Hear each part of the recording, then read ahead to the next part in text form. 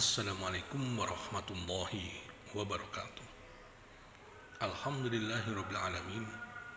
Asyhadu an la ilaha illallah wa asyhadu anna Muhammadan abduhu wa rasuluh. Apa kabar anak sekalian? Alhamdulillah, kita masih diberikan kesehatan. Untuk itu marilah kita senantiasa untuk bersyukur kepada Allah. Pandi akan melanjutkan kisah teladan Ibrahim alaihissalam, yaitu terkait peristiwa penyembelihan Ismail yang akhirnya diganti oleh Allah dengan seekor domba. Anak sekalian, pada peristiwa yang lalu, setelah Nabi Ibrahim terselamatkan dari kobaran api pembakaran oleh Raja Namrud, Nabi Ibrahim terus berdakwah dan sudah berkeluarga dengan istrinya yang bernama Sarah. Setelah sekian tahun belum punya anak, padahal Nabi Ibrahim sangat berharap untuk mendapatkan suatu keturunan, tapi juga belum diberikan. Sehingga atas izinnya Sarah, Ibrahim pun menikah dengan Hajar. Dari pernikahan Ibrahim dan Hajar, saat usia menjelang 100 tahun, lahirlah Ismail alaihissalam. Dari kelahiran itulah akhirnya Ibrahim berdakwah menuju ke Makkah. Perjalanan yang jauh dari Palestina ke Makkah dilaluinya. Sesampai di tempat yang panas tandus, perbukitan, kering, tidak ada tumbuh-tumbuhan. Orang menyebut Bakkah, yang sekarang disebut dengan Makkah. Disitulah Ibrahim tinggal beberapa hari bersama Hajar dan Ismail.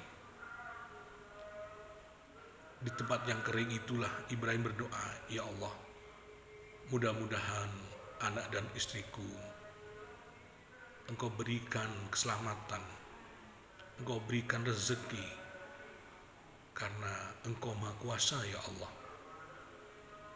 Setelah itu Ibrahim pun berpamitan untuk meninggalkan istrinya, kembali ke Palestina. Anak sekalian, dalam beberapa hari akhirnya persediaan makanan dan minuman pun mulai habis. Hajar kebingungan mencari kemana untuk mendapatkan air. Di sini tidak ada tempat air, panas terik. Dia melihat kejauhan ada seperti kilauan air. Orang menyebut adalah Fata Morgana. Dari bukit Sofa itu dia berlari, ada air. Ternyata bukan air, adalah kilauan cahaya yang panas. Melihat di Bukit Marwa juga seperti terlihat air. Ternyata itu adalah Fata Morgana, panas. Berlari-lari kecil hingga 7 kali, tidak putus asa Hajar. Setelah 7 kali Hajar kelelahan di samping bayi Ismail yang kakinya menggerak-gerakkan tanah, muncullah sumber air atas izin Allah. Maka Hajar pun segera mengumpulkan air itu dan diberikanlah minuman untuk anaknya yang sudah kehausan. Anakku sekalian, Makkah yang semula tandus kering, tidak ada penghuninya, mulai banyak orang berdatangan, para musafir ingin mendapatkan air, sehingga diberikanlah pakaian, makanan, buah-buahan kepada Hajar dan Ismail. Maka yang tandus akhirnya mulai kelihatan subur karena ada sumber air. Singkat cerita anak sekalian, Ibrahim dari Palestina kembali menuju ke Makkah untuk menengok istri dan anaknya. Karena sudah sekian tahun belum ketemu. Maka bertemulah Ibrahim dengan istri dan Ismail. Pertemuan yang sangat mengharukan. Ibrahim kagum melihat kesolehan Ismail. Suatu saat pada tanggal 8 Zulhijjah, Ibrahim yang sedang tidur itu bermimpi menyembelih Ismail. Ibrahim ragu, mana mungkin aku disuruh untuk menyembelih anakku sendiri. Mimpi itu tidak disampaikan kepada Ismail. Malam berikutnya 9 Zulhijjah, Ibrahim mimpi yang sama untuk menyembelih Ismail.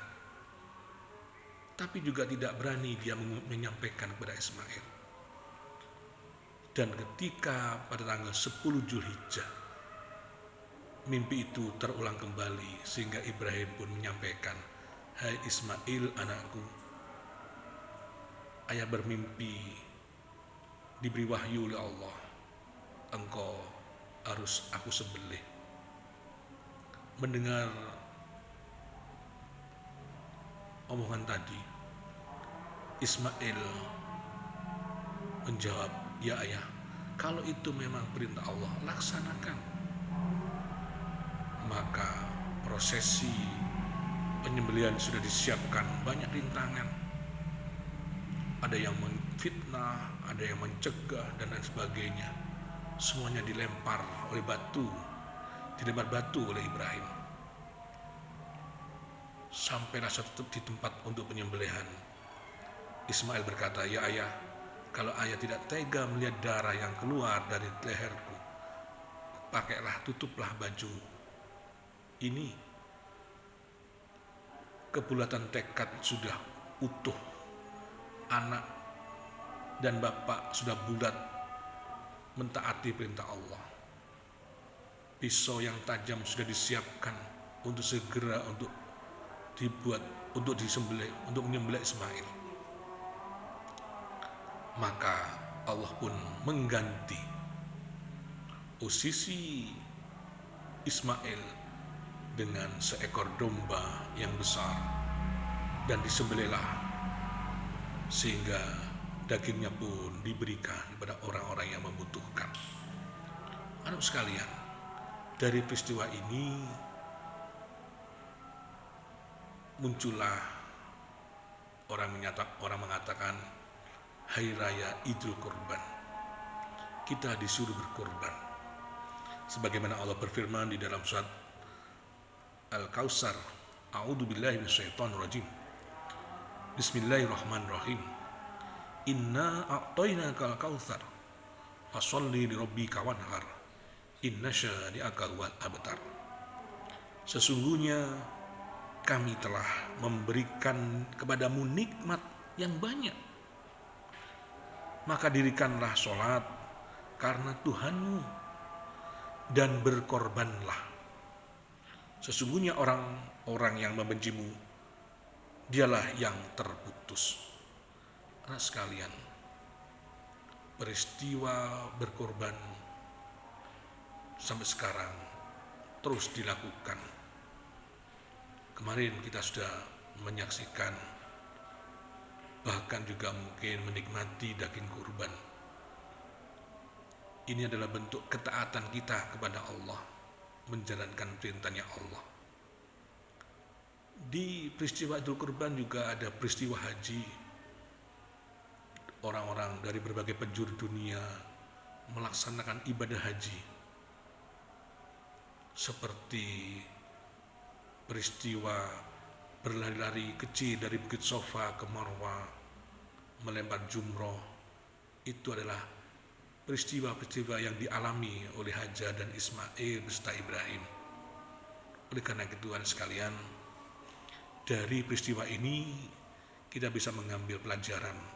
Yang pertama, pentingnya untuk sabar dalam beribadah, istiqomah dalam beribadah, dan insya Allah Allah akan berikan balasan yang terbaik buat kita semua.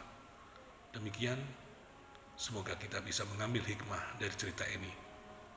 Wassalamualaikum warahmatullahi wabarakatuh.